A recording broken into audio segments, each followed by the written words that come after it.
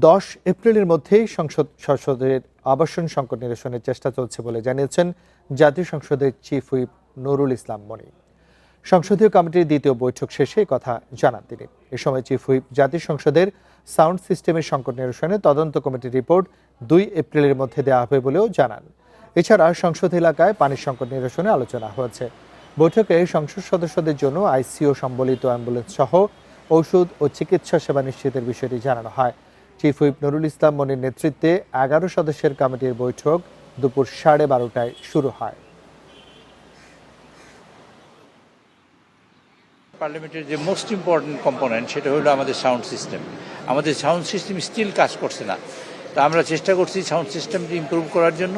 এখানে একটা নতুন রিন গভীর থেকে পরিষ্কার করে কাপড়কে রাখে নতুনের মতো উজ্জ্বল। নতুন রিন অ্যাডভান্সড পাউডার। পানির সমস্যা দেখা দিয়েছে, পানির সমস্যাটা বেশ জটিল। আমাদের হসপিটালের ব্যাপারে কথা বলেছি, হসপিটালের ঔষধপত্র এবং এখানে যা আছে তার মধ্যে গুরুত্বপূর্ণ হলো যে আমরা একটা আইসিইউ অ্যাম্বুলেন্স চাই। এ নিয়ে আরো জানাতে সংসদ ভবন থেকে আমাদের সাথে যুক্ত হচ্ছেন সহকর্মী রেজওয়ানুল হক। রেজওয়ান, একটু জানাবেন আমাদেরকে যে সংসদ অধিবেশন চলছে, নানা সমস্যা নিয়ে আলোচনা হচ্ছে, দ্বিমত রয়েছে সরকারি দল বিরোধী দলের মধ্যে, সর্বশেষ অবস্থা একটু জানাবেন।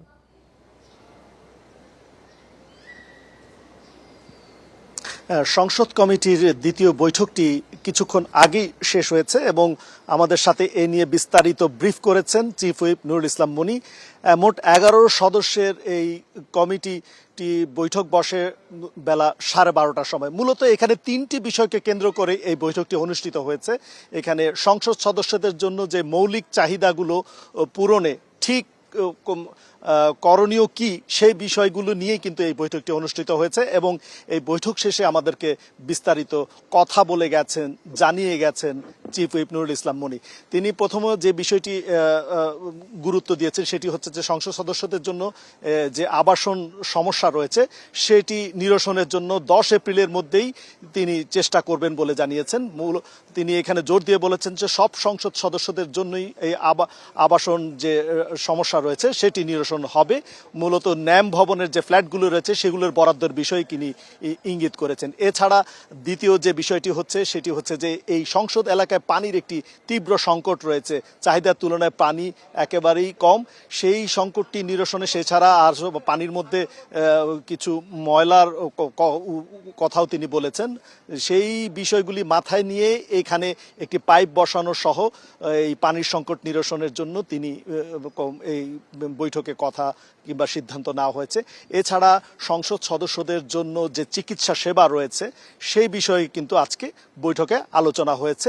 একটি আইসিইউ সম্বলিত অ্যাম্বুলেন্স ছাড়াও চিকিৎসা সেবা, ঔষধ, মেডিকেল ফ্যাসিলিটি সব কিছু বিষয় আজকে এই বৈঠকে এই বিষয়গুলো নিয়ে আলোচনা হয়েছে।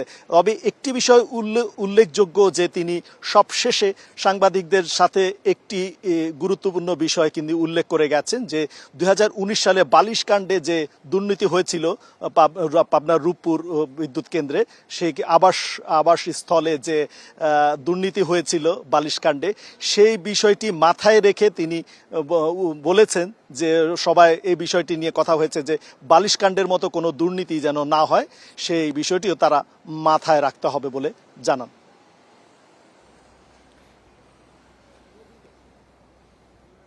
জাতীয় সংসদ ভবন থেকে সর্বশেষ তথ্য জানাচ্ছিলেন সহকর্মী রেজওয়ানুল হক।